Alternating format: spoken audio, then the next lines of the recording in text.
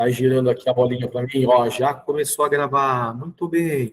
Gente, agora que está gravando, eu vou pedir para todo mundo escrever o seu nomezinho e colocar presente, por favor.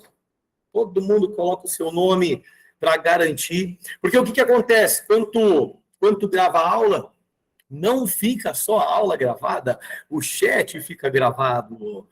Então, enquanto eu ainda não vi direito aquela lista de chamada que está rolando por aí, então tá o teu nomezinho bonitinho gravado dentro do chat, e aí na hora que baixa para nós a gravação, vai baixar também teu nomezinho aí, tá bom? Enquanto tu tá fazendo isso, eu vou sair daqui, fechar a porta da sala de aula, vou ficar em segredo com vocês, que eu tô foragido de casa, peraí.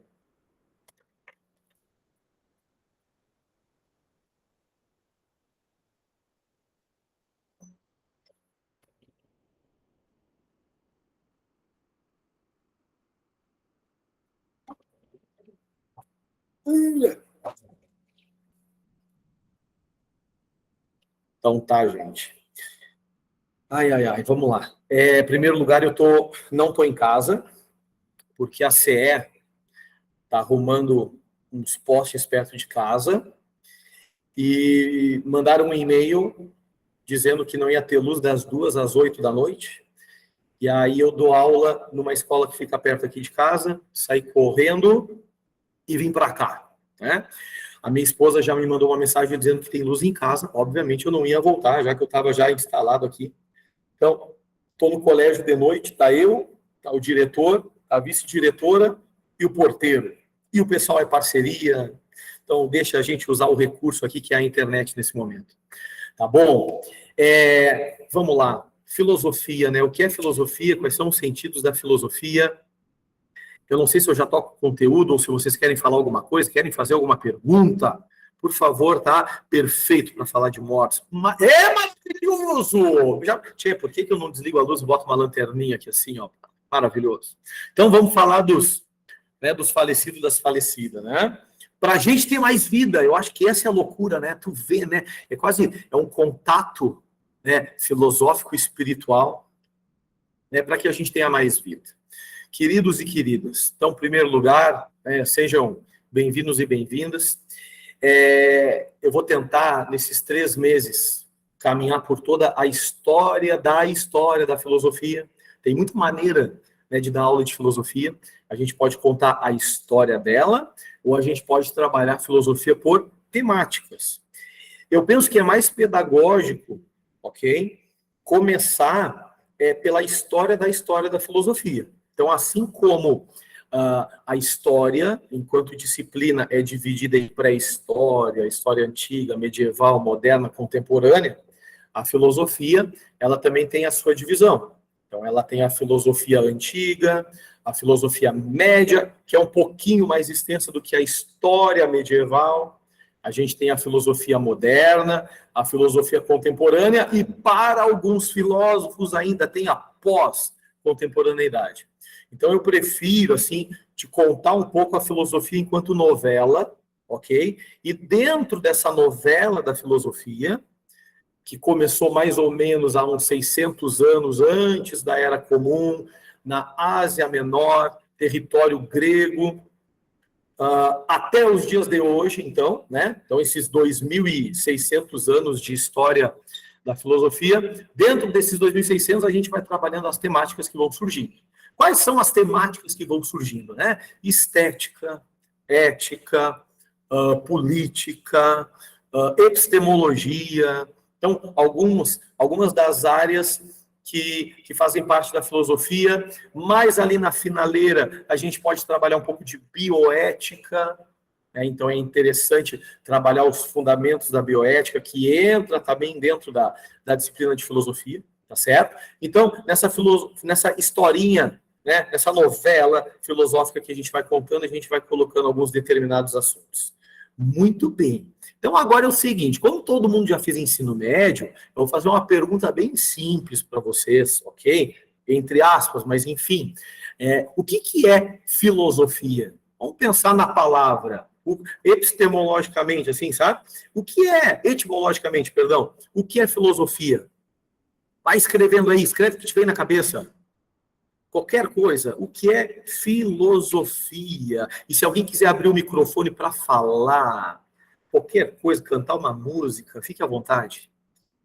Maravilhoso. Olha só. Aí a gente vai assim, ó, mastigando, né? Vai comendo, pensar, refletir, pensamento crítico.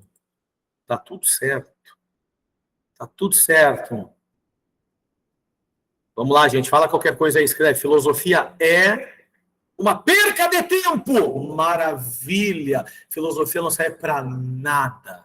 É assim, ó, para mim é um luxo dizer isso. Por que não serve para nada? Sabe aquele dia que tu descansou, que tu aproveitou, que tu curtiu, aí alguém pergunta para ti assim, o que tu fez nesse dia? Não fiz nada. Pois é, os teus nadas são maravilhosos. O que é o teu nada? É comer, beber, namorar, tipo, ver um Netflix. Maravilhoso, maravilhoso. Então a filosofia, ela, acho que antes de perguntar para que serve a filosofia, a gente pode perguntar, a filosofia precisa servir para alguma coisa? Acho que é uma pergunta. A filosofia tem necessidade de servir para algo? Né? E, fazendo essa perguntinha meio retórica, né, é muito difícil algo não servir. Tranquilo, minha querida? Tranquilo, Tawane? E boa noite para quem está chegando. Então, vamos ler aqui, para eu não ficar tão louco viajando com vocês.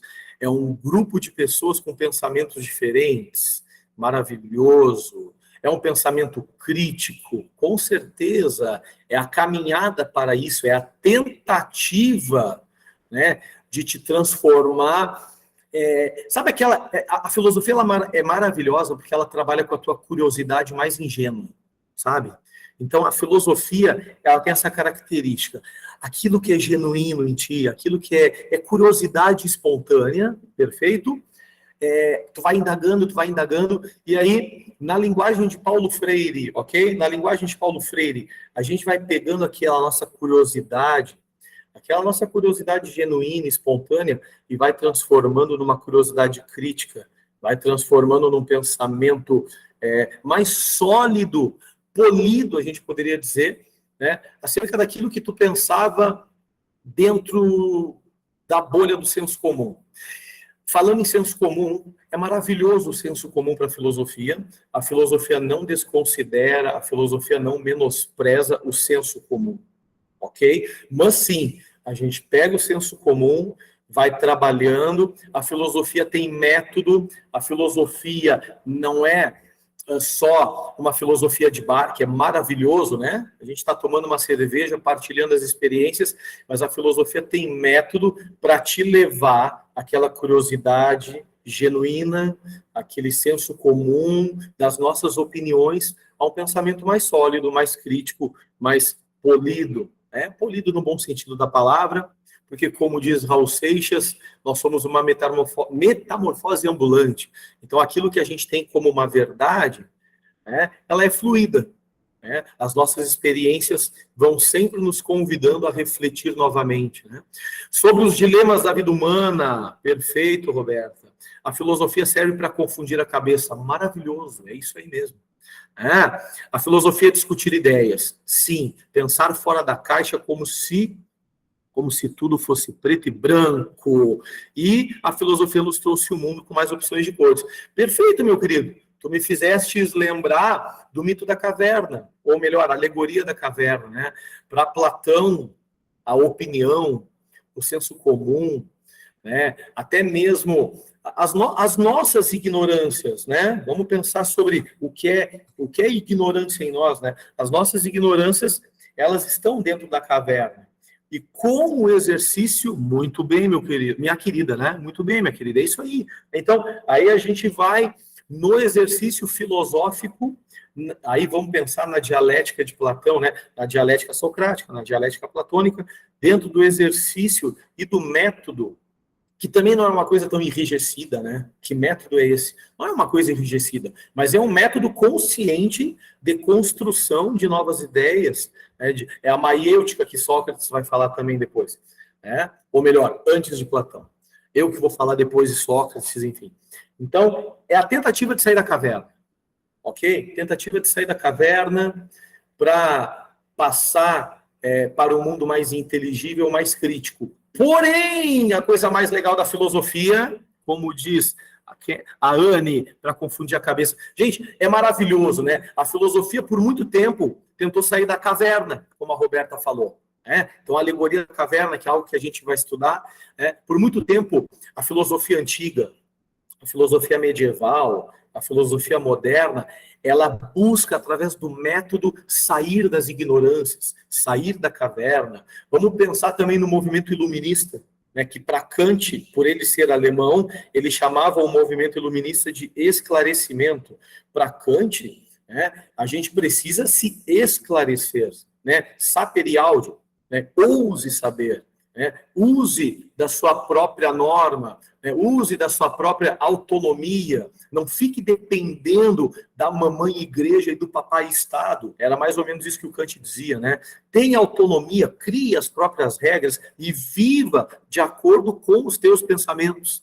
Então, a filosofia, ela também tem essa função de nos tornar mais autônomos diante do pensamento, nos retirando da caverna. Mas a coisa mais legal, só para confundir tua cabeça, é que tem filósofo que vai dizer por que a gente saiu da caverna. A coisa mais massa é essa, né? 1500 anos tentando sair da caverna, tentando sair das nossas ignorâncias, e aí no século XIX vai começar a aparecer um grupo de filósofos que vão dizer por que a gente saiu da caverna. Essa razão, essa busca pelo saber corroborou no quê? Estou falando do Nietzsche. O Nietzsche, ele vai criticar muito essa razão. O Nietzsche, ele vai criticar muito o iluminismo no sentido de, progresso da razão, progresso da ciência, todo mundo agora está autônomo, todo mundo ousou saber, a gente se desvinculou das espiritualidades, a gente se desvinculou das normas e das regras das tradições. Tá, mas e agora? E agora? Como é que está o ser humano? E aí ele morre, e antes de morrer, ele mais ou menos vai dizer, boa coisa por aí não vem. E o que vem no século XX? Primeira Guerra, Segunda Guerra, crise da Bolsa de Nova York, a Segunda Guerra com o Holocausto, com a morte dos 6 milhões de judeus, que foi muito bem pensado, organizado, o conhecimento usado e a razão usada para um genocídio. Então, gente, é uma coisa de louco essa filosofia, né? Ora me manda sair da caverna, ora me manda voltar para ela, enfim. E eu tô aqui na loucura conversando e falando essas coisas.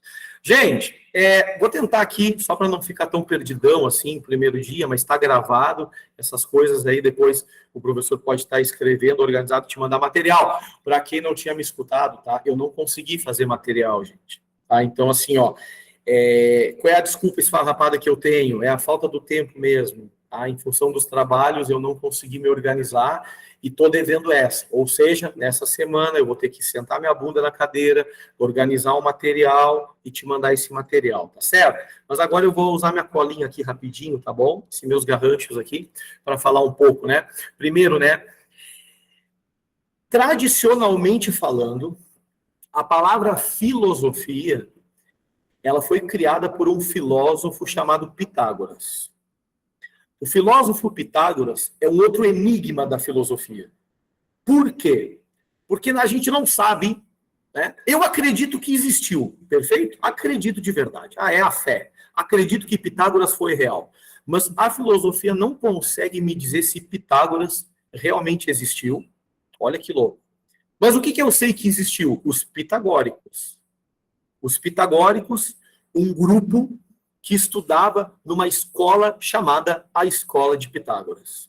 Então, a Escola de Pitágoras é comprovado que é real, os pitagóricos, com seus estudos, é comprovado que é real, e dentro da tradição, Pitágoras foi o inventor, ou criador da palavra filosofia, que, né, tem gente que vai dizer que é enigma, ok? Não sabe se existiu ou não.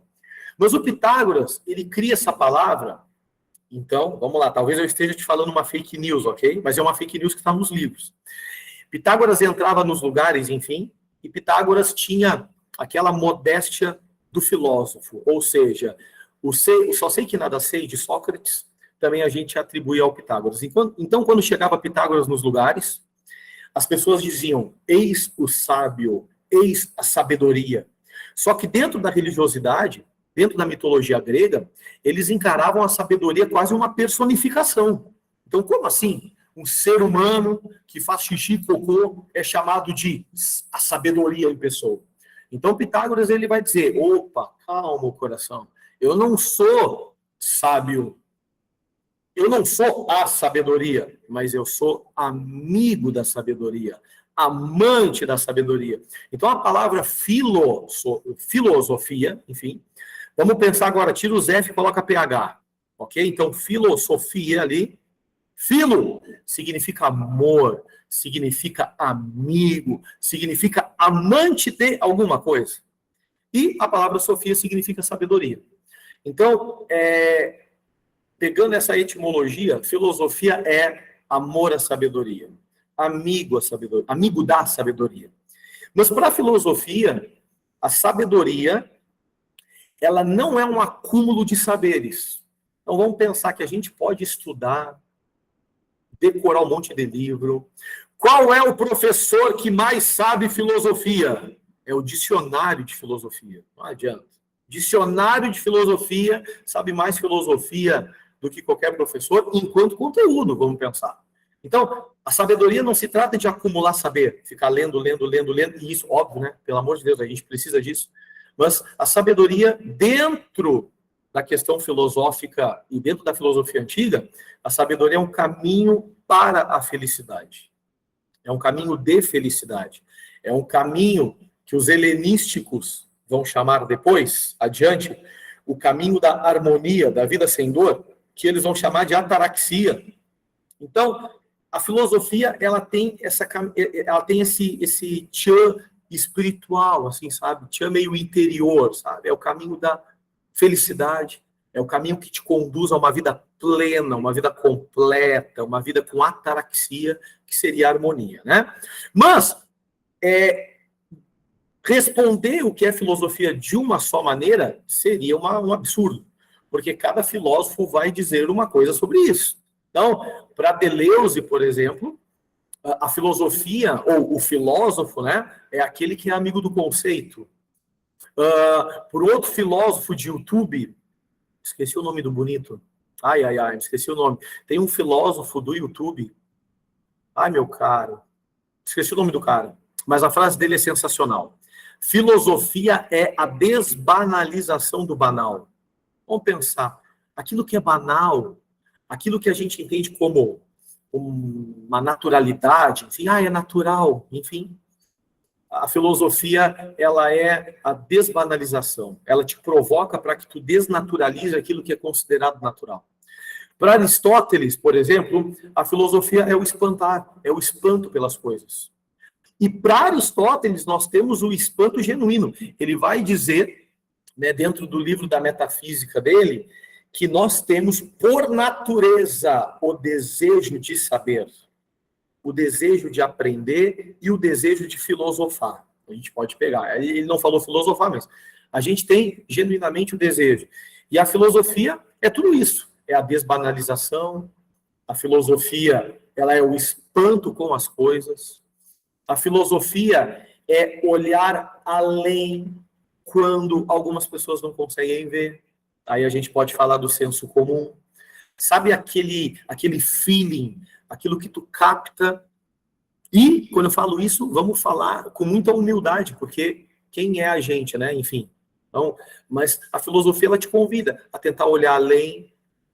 E quando eu digo olhar além, eu preciso, enquanto filósofo,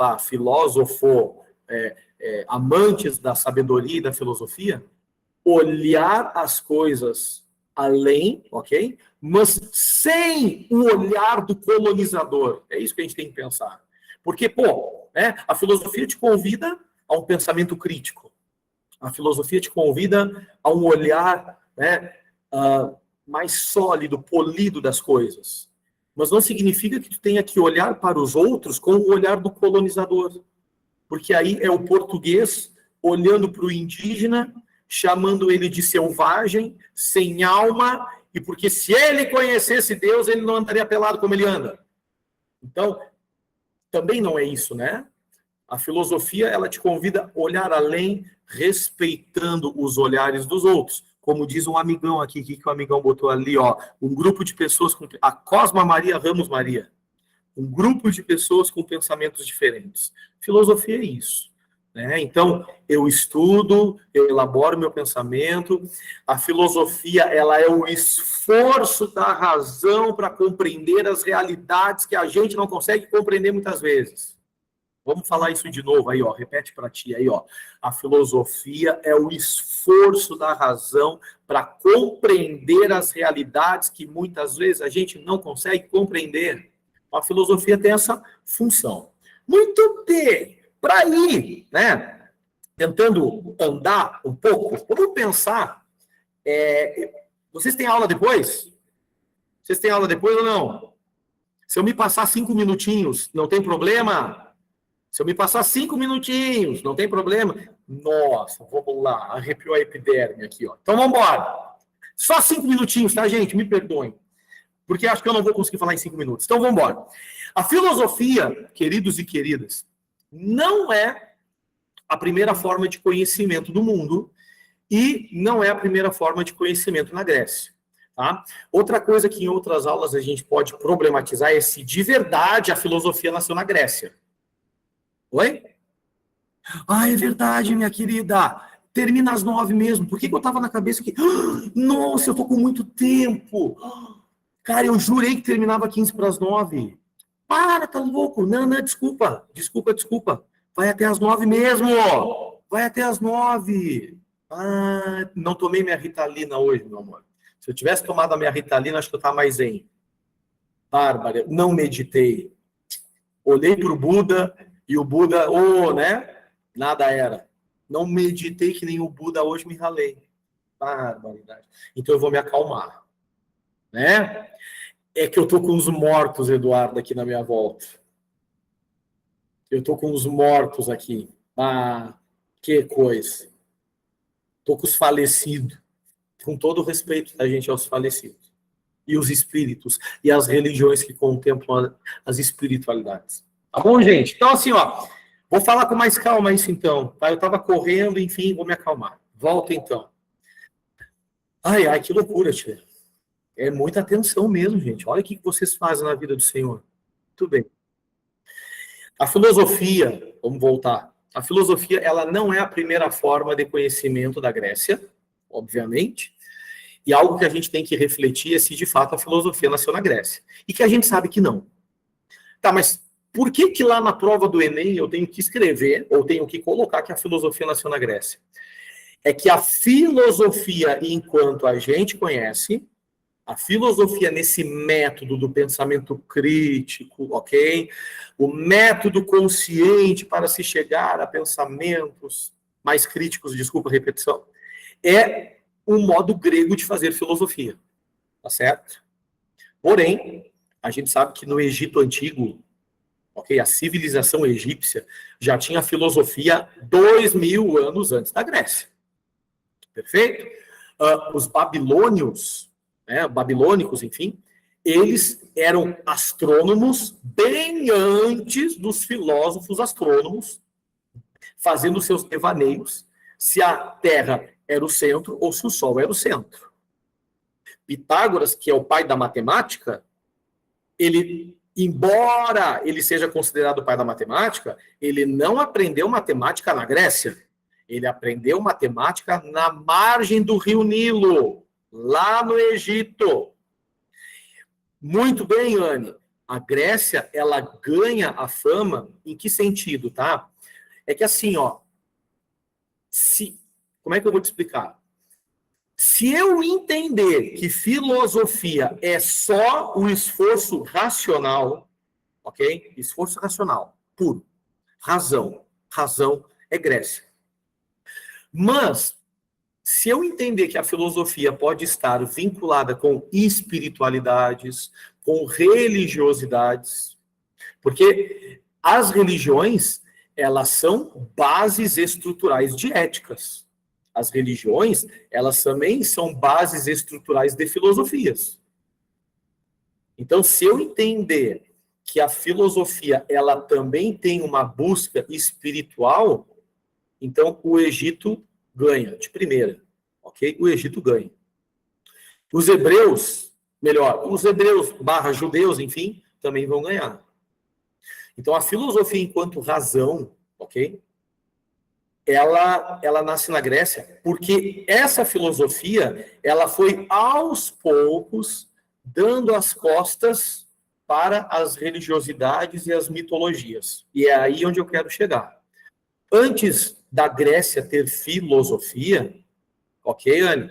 Antes da Grécia ter filosofia, e quando eu falei isso, Anne, eu não estou desmerecendo outras filosofias. Eu acho que a filosofia, ela tem um tchan espiritual também, respeitando todos os ateus deste momento aqui, ok? Vamos pensar aqui. Se eu achar que filosofia é só razão, a filosofia medieval não foi filosofia medieval. Quando tu estudar a história medieval, uma das coisas que a gente escuta muito dentro da história medieval é que a igreja, ela sim, influenciou filosoficamente, socialmente, politicamente, culturalmente, uma faixa, né, de tempo de 1000 anos da história. Acredito. A filosofia tem várias formas? Acredito. E a gente pode estudar todas elas. Tem a filosofia egípcia, né? Tem filosofia, né? A filosofia grega. Vamos pensar. Quer um exemplo? Como é que eu vou dizer que as tribos indígenas não têm filosofia? Como assim? Não tem filosofia? Não tem antropologia nas comunidades indígenas? Então, a maneira como eles entendem a natureza, né? Por que os indígenas querem a demarcação de terra? Porque se não tem demarcação de terra, quem chega olha a natureza como um produto do capitalismo, ou um produto do capital. Então, como é que isso não é filosofia quando o indígena busca proteger a natureza, não só porque eles consideram a mãe terra, mas porque eles entendem que a natureza é importante, é necessária, é uma questão de sobrevivência, é uma questão de conservação do lugar onde está. Então, a filosofia, ela tem uma vibe, sim, espiritual, e eu creio que cada povo tem o seu jeito de buscar a felicidade. Te lembra? Filosofia, amigo da sabedoria. O que é sabedoria? O caminho da sua felicidade. E cada etnia tem o seu jeito, cada povo tem o seu jeito. Então, se eu considerar ceticamente, racionalmente, a filosofia nasce na Grécia. Porém, Pitágoras aprendeu matemática lá. Tá, mas por que ele ganha o título de pai? Porque ele vai escrever, ele vai teorizar. A filosofia, ela é grega, porque os gregos foram um dos primeiros a teorizar a filosofia. Então, Pitágoras vai teorizar a matemática que ele vê na margem do Nilo, né? Ai, Jesus. O Aristarco é um cara que vai teorizar a astronomia que ele viu também dos babilônicos, por exemplo, a questão da astronomia deles. Então, a filosofia, ela é grega no sentido racional, tá bom? E, vamos só, para eu não me enlouquecer tanto aqui, a filosofia, então, antes de ser filosofia, já estou dando uma dica, né? Antes de ser filosofia racional, é mitologia. Então, é mitologia, é espiritualidade, é religiosidade. Então, a primeira forma de conhecimento da Grécia, enfim, vamos falar da Grécia, né? Da Grécia é a mitologia. Então, mitologia é o estudo dos mitos. O que são mitos? Histórias elaboradas genuinamente, espontaneamente por um povo, para tentar responder questões filosóficas. O mito é mentira? Não é a melhor palavra para usar. Por que eu não creio que seja a melhor palavra? Porque ninguém está, tipo assim, eu vou criar uma história para manipular o povo, e aí eu vou enganar o povo e vou escravizá-los. Não é assim que funciona. O mito, ele vai surgindo de modo genuíno, de modo espontâneo do povo que está tentando responder coisas que a gente não consegue responder até hoje. Por exemplo, qual é a origem da vida? A origem do universo? 3 perguntas extremamente filosóficas que também criaram as religiões, né? Isso aí quem faz é política. É isso aí. Fica criando historinha, né? Filosofia racional, meu amor, que é esse termo que eu estou usando aqui, é a busca do entendimento da realidade usando a razão. Usando a razão. Quando eu digo usando a razão, eu estou deixando de lado as explicações míticas, religiosas e espirituais. É a tentativa de responder de modo mais científico, de modo mais cético, a gente poderia dizer. E é isso que não acontecia na Grécia. Por quê? Porque os gregos, eles tinham histórias mitológicas para tudo. Né? Então, vamos pensar, né, que os gregos explicavam a primavera, o verão, o inverno e o outono através de uma história mitológica, né, que é aquela história da Deméter, né, do Hades e da Perséfone. Né? Hades apaixonado por Perséfone, Perséfone filha de Deméter. E a Deméter era a deusa da colheita. Hades, apaixonadíssimo por Perséfone, na verdade, ele trama um sequestro. E ele, naquela trama, acaba sequestrando a Perséfone. A Deméter vai conversar com os deuses do Olimpo, porque ela não consegue viver sem a filha, porque a filha foi sequestrada. E aí Zeus acaba fazendo uma proposta para o Hades. E a proposta é 6 meses com Deméter, 6 meses com o Hades. Faz a proposta para Perséfone, faz a proposta para Hades, né? Hades, a Perséfone vai ficar 6 meses contigo e vai ficar 6 meses com a sua mãe. Só que a mãe da Perséfone é a deusa da colheita. Então, esse era o modo em que eles explicavam as estações. Então, quando a Perséfone estava com Deméter, a Deméter estava feliz. E como ela é a deusa da colheita, tudo nasce, tudo brota, tudo flui na natureza. Mas quando a Perséfone estava com Hades, a Deméter ficava triste, chateada e nada se criava na natureza. Essa era a maneira deles explicarem a primavera e o inverno. E hoje, ninguém mais vai fazer uma explicação dessa. Então, a questão das estações do ano, né, quem vai fazer essa explicação é a geografia, é a física, movimentos de rotação, movimentos de translação. Né? Então, hoje a gente tem explicações racionais para as coisas. Né? Então, hoje, se tu pegar uma infecção de garganta, né, tu não vai botar a culpa em Deus. Se tu perder uma guerra, tu não vai botar a culpa em Deus. Antigamente, se eu perdi uma guerra, olha, Deus, o que eu fiz para ti? Né? O que eu fiz para merecer a morte do meu filho? Então, sempre teve uma explicação religiosa ou mitológica. Só que, vamos lá, né? Vai chegar um momento em que os mitos, eles não serão suficientes para responder. E os gregos vão se dar conta disso. Então, os gregos o que a gente chama de mitologia grega hoje, há 3.000 anos, né, era a religião oficial. Né?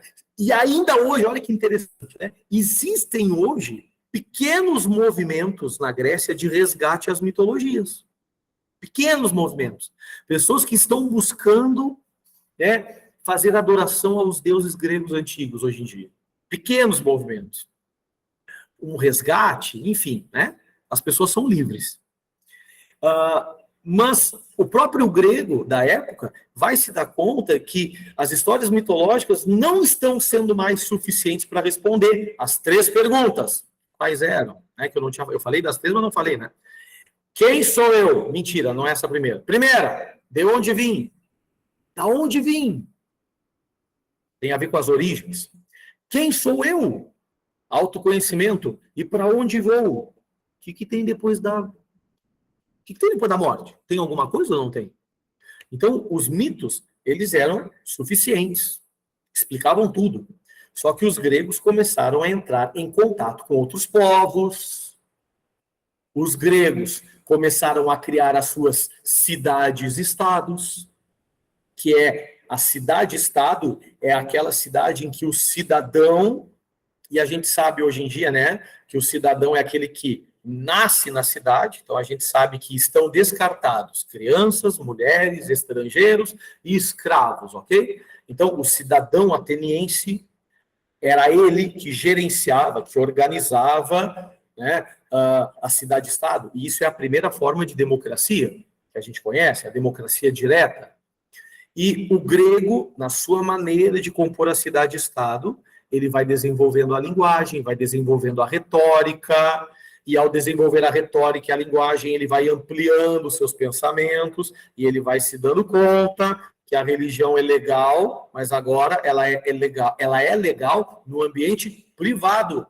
Eu não posso levar a minha religião para o ambiente público. Então o grego se deu conta.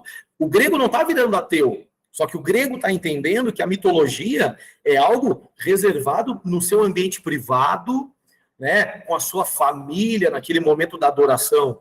Mas agora, que eu estou indo para a ágora, que é a praça, eu não vou levar mitologia, né? Eu vou levar filosofia racional, retórica. Eu preciso ser eloquente e influenciar as pessoas, né, nos rumos que eu entendo como certo que a cidade tem que tomar. Então, aos poucos, eles foram saindo dessa questão da mitologia. Outra coisa que fez com que eles saíssem, que eu falei, é o contato com outros povos. Então, vamos pensar, né? Eu vou pegar o Bruno aqui na minha frente, aqui, ó. Tô vendo o Bruno Matias. O Bruno tá por aí, Bruno, dá um oi aí, Bruno. Assim, ó, levanta a mão, faz qualquer coisa. Ó, vou pegar o exemplo aqui, ó. Aí, meu querido, faz de conta que o Bruno é grego e eu sou um hebreu. Judeu, ok? Sou judeu e ele é grego. E aí a gente está fazendo comércio. Estamos fazendo comércio ali, cevada, azeitona, vinho. A gente está fazendo comércio. E aí eu sou judeu e o Bruno é grego. E aí eu largo para ele o seguinte: pô, foi muito bom fazer trabalho com você aí, né? Fique com Deus, tchau. O Bruno vai olhar para mim e vai dizer: com qual Deus tu quer que eu fique? Vamos pensar, com qual Deus tu quer que eu fique? E aí eu que sou judeu, vou dizer: ué, com o único Deus que existe. Porque eu sou monoteísta, eu acredito em Javé, em Jeová. E o Bruno vai dizer: pois é, meu querido, mas aqui não tem esse Deus. Não. Aqui tem Poseidon, tem Atenas, tem Zeus. Aqui não tem esse Deus aí do judeu. E aí a gente vai se dar conta de que, se cada cultura tem a sua religião, eu não posso usar mais a religião para explicar as realidades que são para todos. Entendem? Então é isso que acontece. Pô, eu vou perguntar para o Bruno: Bruno, qual é a primeira mulher grega? Aí Bruno vai dizer: Pandora. E aí o Bruno vai perguntar para mim: qual é a primeira mulher judaica do mundo? Eva. Então, o mito da criação não vai ser o suficiente para explicar a origem das coisas, a origem do mundo. Não tem como. Então, eles vão se dando conta, pelo contato com outros povos, que a religião ela é relativa nesse sentido. Todo mundo tem o direito de ter, mas é relativo. Não dá para explicar. Então, nesse contexto de tentar sair um pouco da religião, deixar as mitologias de lado, vai começar a surgir a filosofia. Mas a primeira forma de filosofia que nasce, ainda, Costa Maria, não é a pura racional, não é essa filosofia 100% razão. A primeira forma de filosofia que nasce é a filosofia da natureza, que a gente chama de pré-socráticos. Que quem já passou pelo primeiro ano, do médio, segundo ano, vai se lembrar daqueles nomezinhos, 200 nomes que eu tinha que decorar para a prova da professora ou do professor de filosofia: Tales, Anaximandro, Anaxêmenes, Empédocles, Anaxágoras, Parmênides, Heráclito, Pitágoras também. Então, todo esse grupo de filósofos, eles estão tentando se desvincular da mitologia, criando a filosofia da natureza. O que vai dizer a filosofia da natureza, Bom, se eu não posso mais usar as religiões e os deuses para explicar as coisas, eu vou usar o que é material. Eu vou usar a matéria. O que é igual em todos os lugares? Teoricamente, a natureza, as águas, as florestas, o verde das matas. Então, os filósofos da natureza, eles são os primeiros que estão tentando sair dos mitos ok? E tentar explicar a realidade partindo do olhar da natureza. Eles são os primeiros físicos da história. E os físicos, eles estão observando a physis. A palavra physis, que eu tenho que escrever isso no materialzinho para te mandar, significa natureza. Eles são os físicos. Olha quanto nome para a mesma coisa. Eles são os filósofos da natureza, eles são os físicos que observam a physis, que é a natureza. Eles são os pré-socráticos, ok? E eles estão atrás do arqué. Eu já vou terminar, te juro. Eles estão atrás do arqué, que é o elemento originário de tudo. Tá certo? Turma, é 9 horas, ok? E vai até às 9, tá, minha querida? E eu sei que eu falei bastante. Eu vou fazer o seguinte, qual vai ser o meu primeiro compromisso aqui? Eu vou assistir a minha aula gravada, e a minha aula gravada, eu vou criar esse material, vou escrever, ok? Vou escrever esse material para mandar, e na próxima aula eu preciso me comportar. E aí na próxima aula eu vou falar da filosofia da natureza, preciso falar de Sócrates, porque agora eu me dei conta de uma coisa, gente, tá? Eu não sei se falaram para vocês, tá bom? Mas a nossa aula vai ser de 15 em 15 dias, ok? Vocês sabem disso? Ok? Vocês sabem disso, gente? Ok, então, na próxima semana, Kaique, pois é, por quê? Porque assim, ó, eu, infelizmente, não consigo estar presente toda terça por causa de reunião de colégio. O meu colega Ian também está na mesma, ok? Então, a gente vai revezar as terças. Isso, Eduardo. Então, eu dou uma sociologia, eu dou uma filosofia, o Ian dá uma sociologia, e assim a gente vai indo. O que eu tenho que fazer? Eu tenho que ver quantas aulas a gente tem até o final, para eu poder te contar toda a historinha da filosofia. Ok? Tentar, né? Quem sou eu para achar que eu vou contar toda a historinha da filosofia? Coitado de mim. Mas a ideia é essa, tá? É tentar te dar um panorama da filosofia. Perfeito, tá? Então, próxima aula, filósofos da natureza, Sócrates, se bobear, Platão. Ok? Porque vou pensar quantas aulas a gente tem, tá? Agradeço os ouvidos de vocês.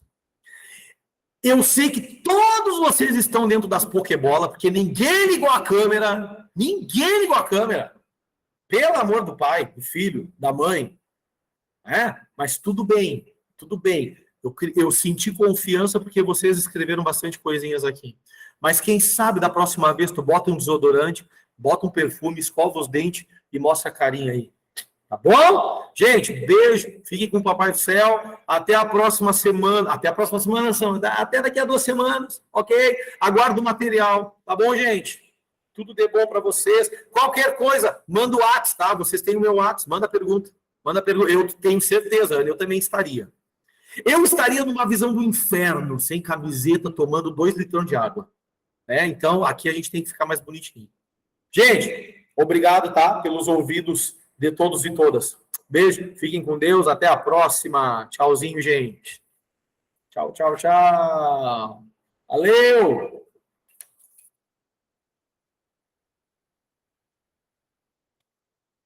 Aí, seu Maurício! Tchau, Maurício!